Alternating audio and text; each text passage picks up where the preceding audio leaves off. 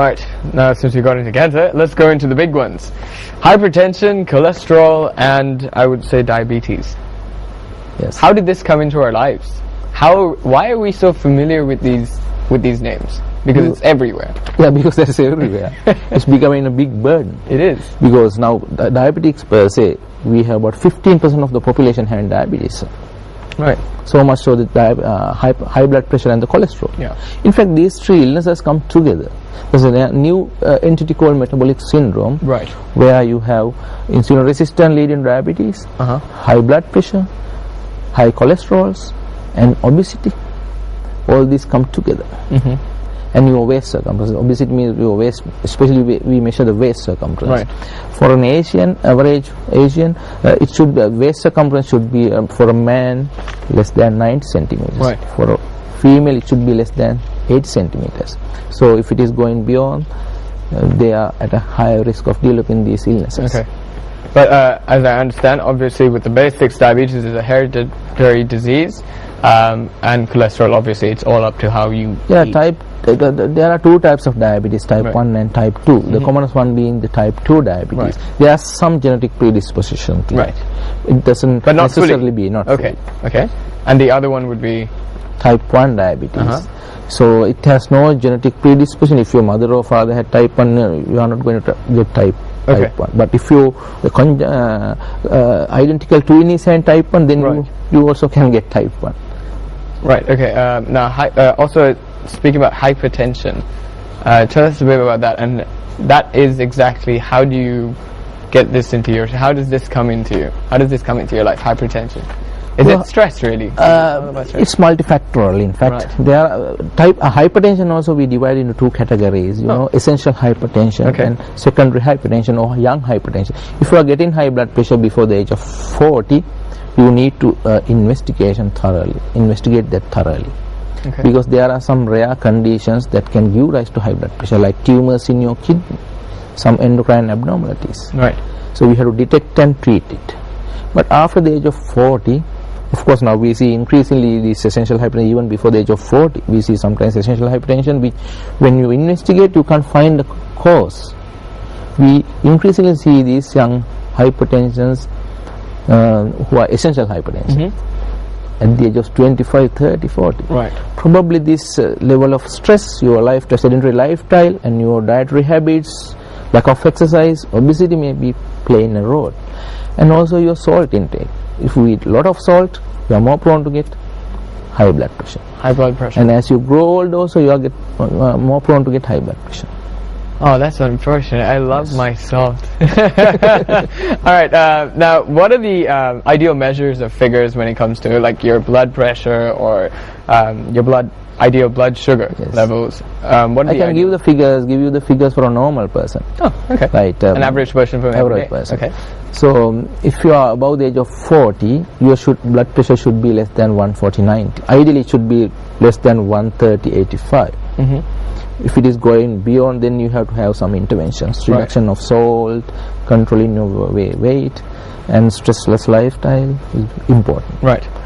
When it comes to cholesterols, for a normal person, we talk about the total cholesterol, which should be below 200. Right. There are fractions of cholesterol, you know, low density lipoprotein, high density lipoprotein, triglycerides. So we call bad cholesterol LDL, low density lipoprotein. It should be either less than 130. And triglycerides as well, it should be less than 150. And the HDL, good cholesterol, should be higher. In fact, if it is higher, the better. Okay. So for a female, HDL should be above 50. For a male, HDL should be above 40. So those are the rough figures. But when it comes to illnesses, like if you are having diabetes, or if you have developed complication of high blood pressure or diabetes, like a stroke or heart attack, then your figures are much lower than these normal figures. Right. So, okay, that explains why you have to eat healthy after a heart attack or whatnot. Alright, so is it possible for all three of these to spike up at once in your body? It can happen suddenly, but not very common unless you neglect yourself. How so? Neglection, again, with everything that we just spoke about, could personal hygiene have a role in it? probably could lead. It's a cycle, so it just leads from one thing to another. Probably could, right? All right. So I believe calorie levels. Again, going into that, could you tell me about that as well? Calories. We were talking a little about calories. So average person, 70 kilos, 65 kilos, needs about 1,800 calories a day. Right. Okay. As you can see this slide. So as I told you, the carbohydrate gives you the most calories, about 50% of your calories. Okay. Calorie requirement. So we really advise the people to have complex fiber containing carbohydrate over refined carbohydrates. So you try to avoid this processed food like fries, cookies, cakes, donuts. You love it. I love them. They're the best in the world. Donuts. Unfortunately, that will give rise to a lot of health hazards. Yeah. But you're right. No, you have to have self-control of what you eat. Anyways, getting into what sort of tests, if, like for example, if my blood sugar was high and whatnot, and my lipid boundaries were over the charts, what are tests that you would use to actually diagnose these? Yeah, it's very easy. You know, we recommend, in fact, this health screening after the age of 30, 35, 40.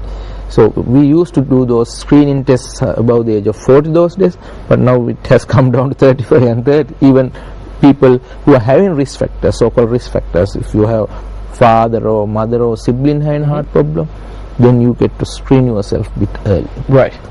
So basic things are, get your blood pressure checked by your doctor, and also check your blood sugar level, fasting blood sugar level. And I'm guessing there are home tests for this. Are there some glucometer tests you can have as a home test, but it should be done ideally in the laboratory. And also the lipid profile, cholesterols. Okay, those are the three major things you have to check. One quick question: how would you know that how much of vegetables or food and whatever intake that you get into your body, how would you know that that is the ideal number to take in? Yeah, I was talking about this carbohydrate load. It should be 50% of your energy requirement. To make it very simple, when you are sitting in your table before your meal, if you take for carbohydrate 2 fists, equivalent amount of the 2 fists for carbohydrate, complex carbohydrate, that would be good enough. For meat, that is protein, fish or meat, size of the palm. Right. Yes. I think I have a slide for that. Oh, we do have a slide for that. Oh, we just played it. And the thickness should be a small finger for the protein. Okay. Flesh or fish or whatever protein content. And for the oil, only the tip of your thumb. So it's all based on the size of your hands. And vegetables, you can take to your both hands. That's the amount. So this is the intake per day? Yes. If I'm correct? No, at a given meal. At a given meal? At a given meal. It's a big amount. You can eat a lot of vegetables.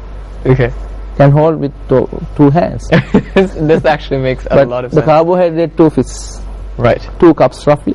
I see. Yes. So obviously, what your hands can hold, you should take into your body. Yes. That makes a lot of sense. All right. What would be a healthy weight for an average person?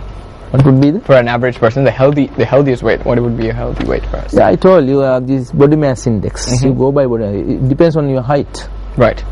So my height is, what is it? 5'7" in meters. Probably 1.7 meters. So if your weight is, say, you suppose you want to have the average body mass index, we'll make it 22, the middle one. Right. 22 should be equal to weight divided by height in square meters, 1.72 into 1.72. So if you multiply then 22 by 1.7 square meters, then you get the ideal weight. Right. Well, doctor, you got it. I did. Now I'm gonna go out there and be somebody. Thank you so much for being on the show. Unfortunately, we're out of time. But again, we would love to have you on the show again here on Good Morning Sri Lanka. But thank you again. And good morning to you. Coming up right after the break, we have the Heart by Heart Run with Flora by our sister channel, Sursa TV and Yes FM. We'll be right back after the break to speak with these joyful fellows.